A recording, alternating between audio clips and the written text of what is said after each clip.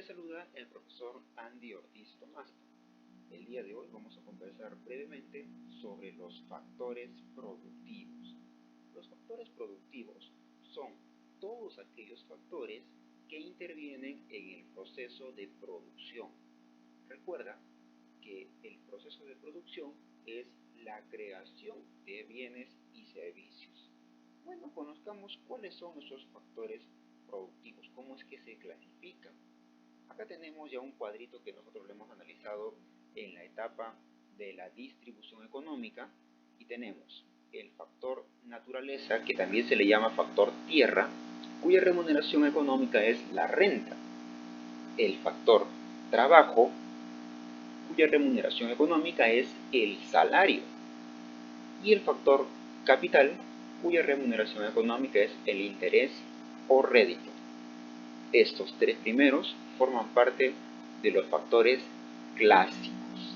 Siempre se han considerado esos tres, pero ya de manera actual se considera también a la empresa, cuyo factor remuneración es la ganancia o utilidades, y el Estado, cuya remuneración económica es el impuesto o el tributo. Por lo tanto, a estos dos últimos factores se les llama factores modernos. Analicemos brevemente cada uno de ellos. Así tenemos, por ejemplo, el factor naturaleza o el factor tierra. Atento porque ya no lo vamos a volver a ver, en cambio los demás factores sí vamos a ampliar un poquito más.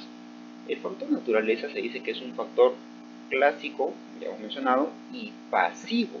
¿Por qué pasivo? Porque no hace ningún trabajo económico. La naturaleza no realiza ninguna actividad económica, al contrario, recibe al factor trabajo que sí hace la actividad, el ser humano, sobre la naturaleza. Es el factor pasivo. Y está compuesto de el medio geográfico, y es que muchas veces el medio geográfico va a determinar las actividades económicas de las personas. Por ejemplo, si tú vives en el desierto, en la zona donde hace mucho calor, allá en Ica, cerca del Huacachino, donde hace calor, ¿acaso venderás café caliente? Imposible. Y caso contrario, si tú vives en la zona de altitud, por ejemplo en Ancash, donde es un sitio muy turístico, y la gente va pues con su poncho, con su chullo, bien abrigado, con su chalina, ¿venderás chupetes, cremoladas, raspadillas? No, ¿verdad? De repente venderás ahí mate caliente, o comida así, una sopa bien caliente. Por lo tanto, muchas veces el factor geográfico determina las actividades económicas de las personas. Además, la materia prima, que hay que distinguir porque nuestro medio geográfico nos va a brindar materia prima. Pero dentro de la materia prima nosotros vamos a encontrar, por ejemplo, estos tres elementos. La materia bruta se le llama así a aquella materia, aquel recurso que nos brinda la naturaleza, pero que está intacto, que el hombre aún no lo ha tocado, tal como nos lo brinda la naturaleza. Y cuando ya el hombre lo extrae, ya se le llama materia prima. Cuando el hombre hace una primera extracción de ese recurso, ya se le llama materia prima. Y por último, cuando el hombre transforma esa materia prima, pero que aún no es el bien final, se le llama insumo. Vamos al ejemplo, mira. Acá tenemos un árbol en nuestro medio geográfico y vendría a ser la materia bruta. Cuando el hombre tala esos árboles, se queda con los troncos de los árboles, ahí se le llama materia prima.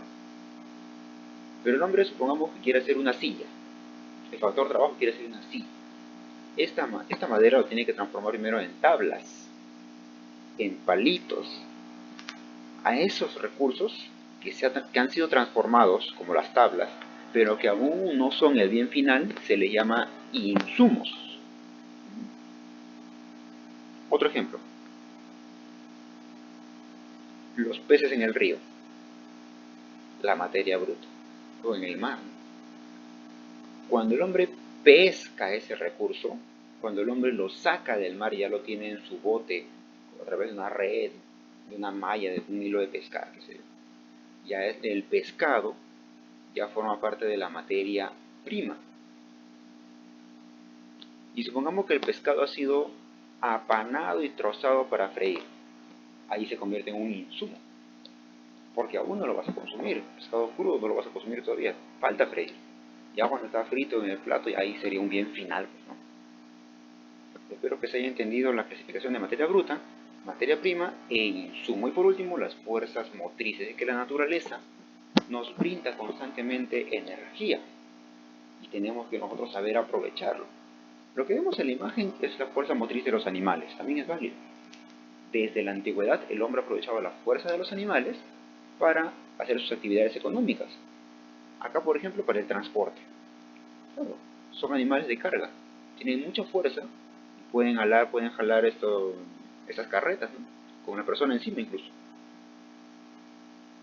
En la agricultura también se usan los animales. Se les pone un tipo de arado atrás y cuando los animales van caminando se va haciendo unos surcos en el hueco, unos surcos en el suelo, unos huecos, y el hombre pone ahí las semillas. Y no solamente la fuerza de los animales, la misma fuerza de la naturaleza, de los ríos. El hombre genera energía eléctrica y lo vende y tú pagas por un servicio eléctrico. Si no, no tendrías luz. La fuerza de los vientos, la fuerza del sol, la energía solar, entre otros tipos de fuerzas motrices. Pasemos al siguiente factor, que es el factor trabajo, conocido como el factor activo, ya que el trabajo de las personas se realiza sobre la naturaleza, que era pasivo, recuerda. Y acá tenemos pues muchas características, ¿no? Mencionar, por ejemplo, que el trabajo no siempre ha sido como es el día de hoy. Antiguamente el trabajo era forzoso, es decir, el sistema de esclavitud, donde los países, los imperios que existían, sometían a los más débiles para conseguir esclavos que trabajen. A cambio de nada, no se les pagaba nada, solamente eran esclavos, prisioneros de guerra. Se les daba de repente su comida, agua, para que no mueran y puedan seguir trabajando en su condición de esclavos. Con el paso del tiempo, ese sistema de esclavitud va a cambiar y se va a tener un sistema vasallático, de servidumbre, donde ya no se le llama esclavo al personaje, sino se le llama siervo. El siervo igual va a tener pocos beneficios, mientras que el señor feudal o el vasallo va a explotarlo, ¿no? Va a darle cierta retribución, va a darle una cantidad de tierra para que él trabaje las tierras y pueda alimentarse de lo que produzca, pero parte de su producción van a ir al dueño de las tierras. Ese sistema de la Edad Media también va a ir cambiando, porque en esta época se va a crear pues la manufactura,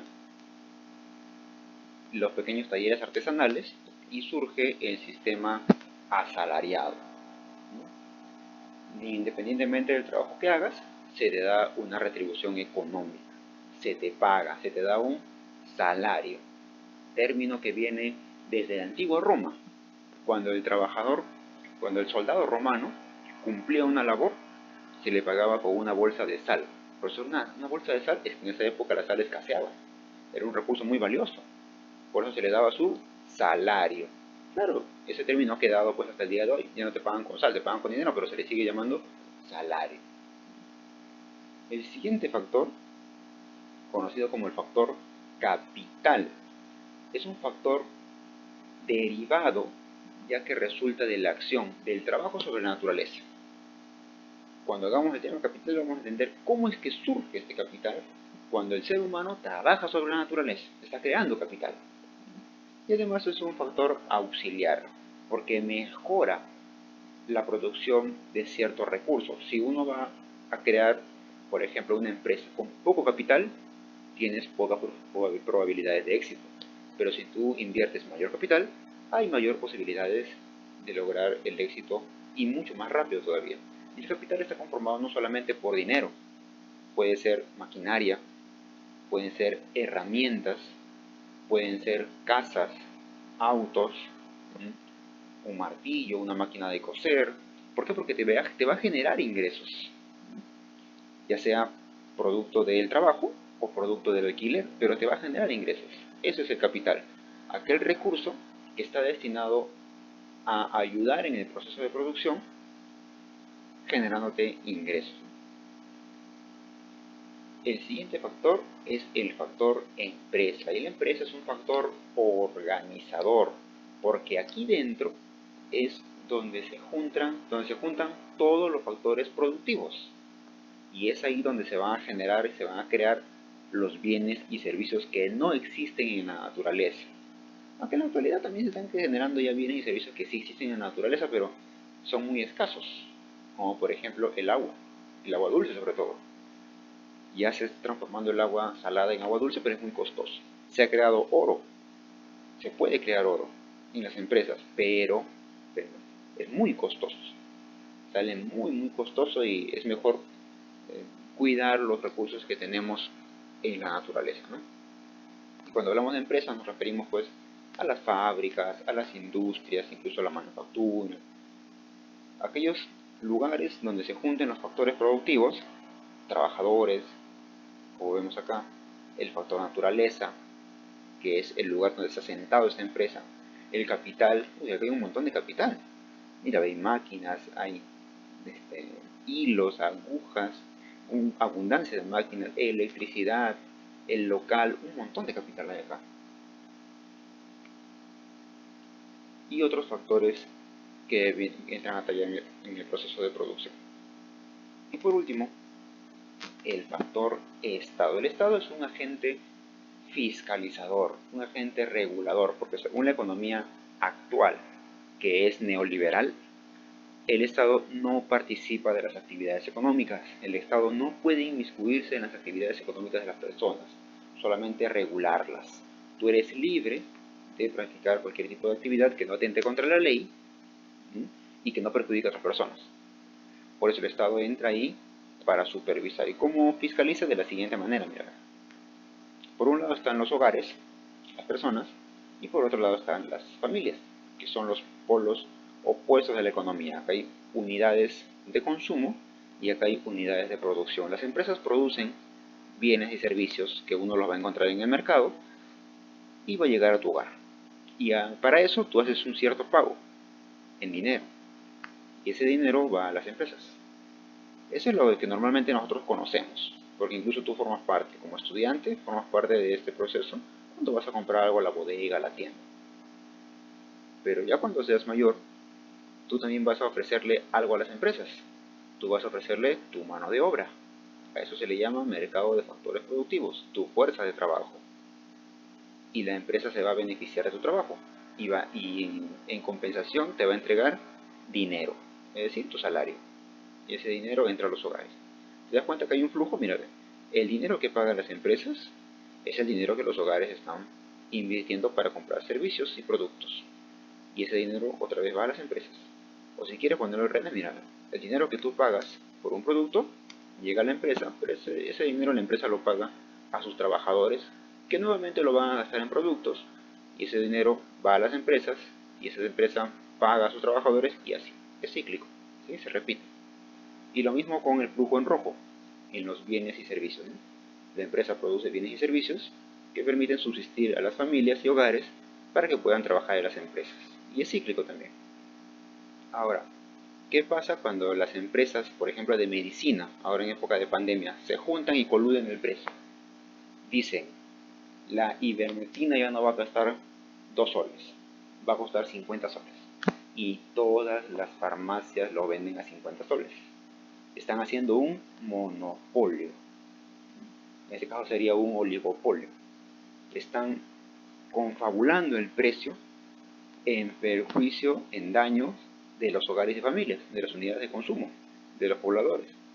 Ahí entra a tallar el Estado, fiscalizando, supervisando que nadie atente contra los demás, porque el precio se determina en la interacción de las personas y las empresas, ¿eh? Si la empresa vende muy caro, la persona no compra. Así de simple. Y si las empresas venden muy barato, las personas compran más y las empresas se ven obligadas a subir el precio.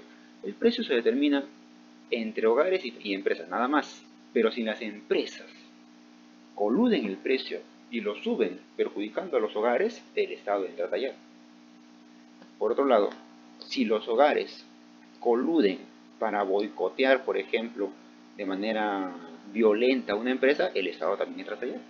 Por eso cuando hay revueltas, hay paros de transportistas, por ejemplo, y los trabajadores salen a protestar, están los policías representando al Estado, vigilando que todo se desarrolle en orden. ¿Bien? Ese es el papel del Estado como factor regulador de nuestra economía.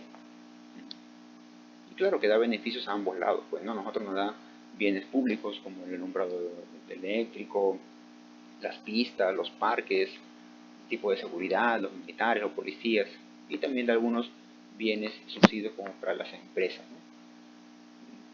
Alguna pregunta que tenemos acá en la autoevaluación, la número 1 nos dice: la energía eólica forma parte de la fuerza de trabajo, las materias primas o las fuerzas motrices. Bueno, la energía eólica no es el trabajo de las personas, no es un recurso que nos brinde la naturaleza, por lo tanto será fuerzas motrices. La pregunta número 2 nos dice: son bienes creados por el hombre destinados a generar nueva riqueza. ¿Será el capital, el trabajo o la naturaleza? Dice, creado por el hombre. El hombre no crea la naturaleza. El hombre con su trabajo sobre la naturaleza crea capital. Y con el capital tú creas nuevas riquezas, nuevos productos. Tienes una tarea pendiente, desarrollalo, practica y estudia mucho y nos encontramos en la próxima clase. Hasta luego.